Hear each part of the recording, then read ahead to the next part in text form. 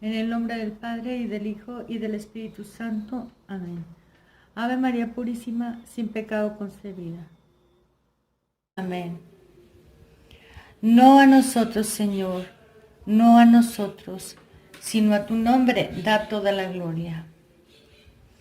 Continuando con la lectura que me he propuesto para desenmascarar quienes tramaron el concilio de apostasía, concilio que ningún católico que se precie de serlo debería defender, sabiendo, como sabemos, que fue cocinado en las mazmorras del Averno, en las logias, como hemos demostrado y volveremos a demostrar para los que no lo han escuchado. Fue el mismo Juan XXIII quien insistió en que los más importantes promotores del progresismo y de la nueva teología fueran incluidos en la comisión teológica que redactaría los documentos del Concilio Vaticano II. Yves Congar afirma: el padre de Lubac me dijo más tarde que fue el mismo Juan XXIII quien insistió en que ambos fuéramos miembros de esta comisión.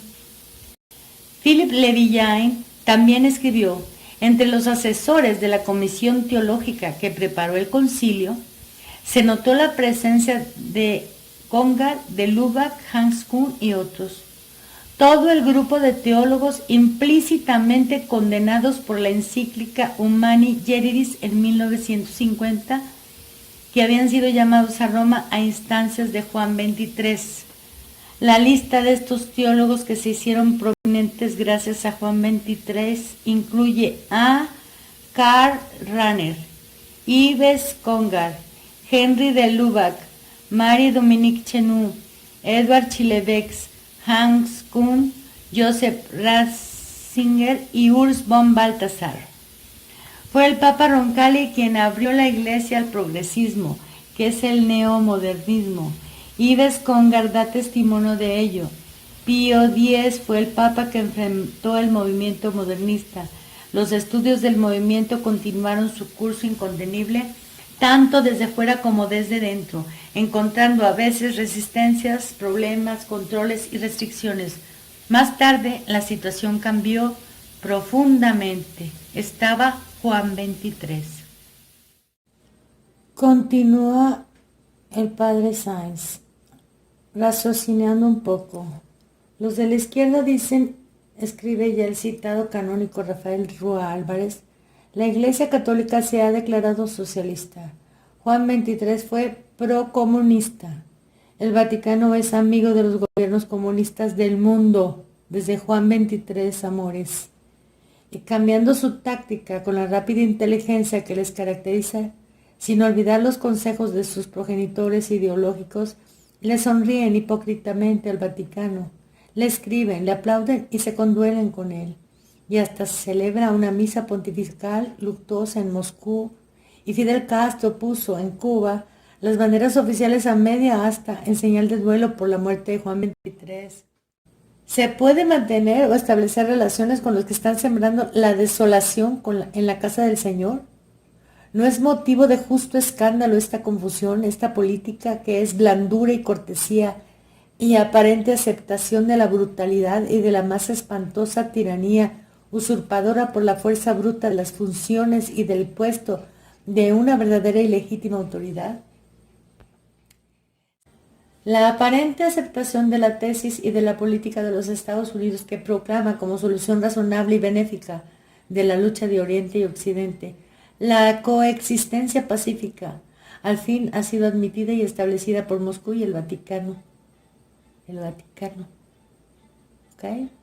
Formándose el nuevo eje de la coexistencia. Washington, Roma, Moscú. Kennedy, Juan XXIII y Khrushchev. ¿Les queda claro? ¿Pero qué significa en concreto la coexistencia para ambos bandos? Para Occidente significa la tolerancia, significa el cumplimiento de sus tratados internacionales, significa el abandono de la lucha y la confianza paralizante de una tregua aparente. Pero para el comunismo, esa coexistencia se traduce en facilidades insospechadas y copiosas para seguir haciendo sus conquistas y su labor destructora en la sociedad y sobre todo en la conciencia de las juventudes y de los niños. Que sigan rezando los viejos. mientras las nuevas generaciones crecen descristianizadas con la negación militante de Dios.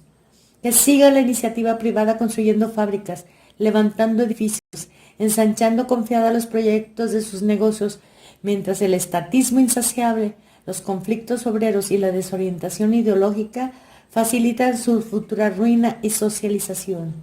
Que los templos sigan abiertos, mientras se restringen las libertades y se burocratiza insensiblemente a los servidores del altar.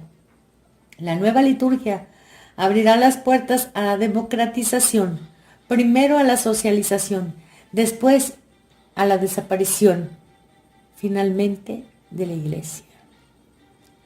Que existan relaciones diplomáticas de regateos y de aparentes condescendencias mientras se infiltra hábilmente el caballo de Troya dentro de los mismos centros gubernamentales y eclesiásticos.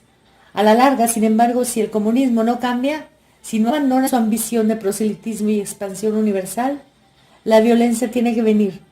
Las sorpresas terroristas y demoledoras han de repetirse, esporádicamente y progresivamente e inevitablemente, porque no hay nación ni pueblo alguno que haya clamado ni esté clamando por la dictadura odiosa del comunismo. Esta dictadura solo se impone por el engaño, por la fuerza, por la traición, por las revoluciones sangrientas o por los golpes militares, como sucedió en los pueblos satélites de Europa, en nuestra hermana República de Cuba y luego en Venezuela y ahorita en toda América Latina. Estos ataques tienen tanto más éxito cuanto mayor es la confianza y la despreocupación de los gobiernos y los pueblos, pero sobre todo cuando el clero se ha prostituido y aceptan que un Samuel Ruiz, que un Gustavo Gutiérrez y que todos estos infiltrados sigan en el poder. Así que no lloren ni se lamenten por los asesinatos y por todas estas cosas que están pasando, porque ustedes lo provocaron. La coexistencia pacífica es la mejor preparación para las sorpresas destructurantes y paralizantes. Y mientras nosotros coexistimos, mientras se mantenga este aparente entendimiento diplomático con los dictadores sangrientos y criminales que el comunismo tiene como gobernantes satélites, dejaremos a nuestros hermanos esclavizados, hambrientos, brutalmente vejados en sus derechos y en la dignidad de su persona humana, esperando sin esperanza su futura redención. Esta política, si no implica una traición, es una entrega cobarde.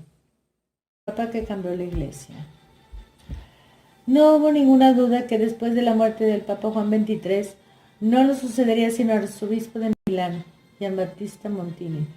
Hoy, al replantearse la elección de Montini, uno no puede sino pensar en la ruina que este evento provocó en la Iglesia por un largo e infausto pontificado que duró buenos 15 años y signado por gestos desconcertantes, inusuales e inquietantes. El primero de estos gestos se produjo el 13 de noviembre del 64, cuando dejó la tiara sobre el altar, un objetivo de la Revolución Francesa que hace recordar las palabras de Albert Pike.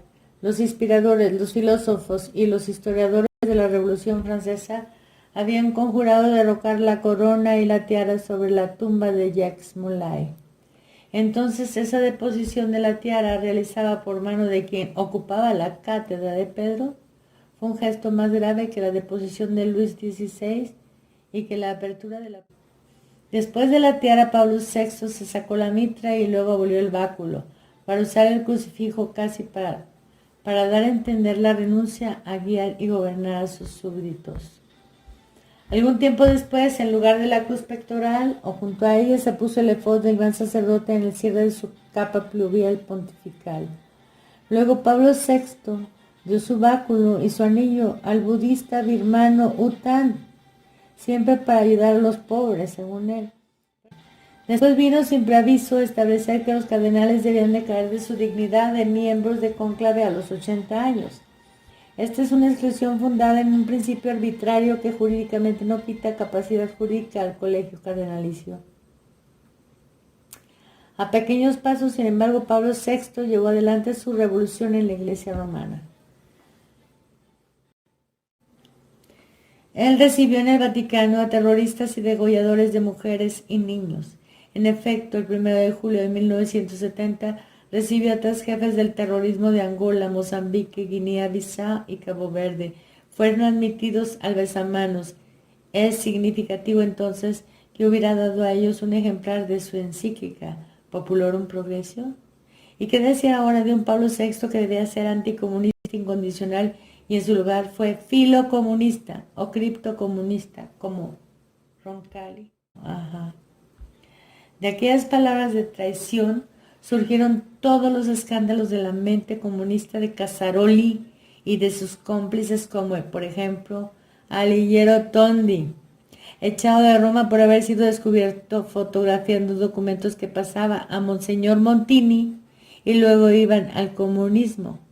Otro escándalo fue la sustracción fraudulenta de la petición de los 450 obispos que pidieron en septiembre de 1965 en el concilio la condena del comunismo, pero Pablo VI no quiso que el concilio lo condenara. Una verdadera traición. ¿Y ustedes le llaman santo? Termino con las declaraciones del cardenal Joseph Sleepy, primado de Ucrania. Luego de decenas de años de cárcel, en el lager y trabajos forzados, el cardenal confiaba a sus amigos. En todo momento está fija en mi mente la odisea pasada en el lager soviético y mi condena a muerte. Pero en Roma, dentro de los muros del Vaticano, he pasado momentos peores. Ante el sínodo, aterrorizado y consternado, el cardenal afirmó: sobre 54 millones de ucranianos, 10 millones están muertos a consecuencia de las persecuciones. El régimen soviético ha suprimido todas las diócesis. Hay una montaña de cadáveres y no hay nadie, ni siquiera en la iglesia, que defienda su memoria. Hemos vuelto a la época de las catacumbas.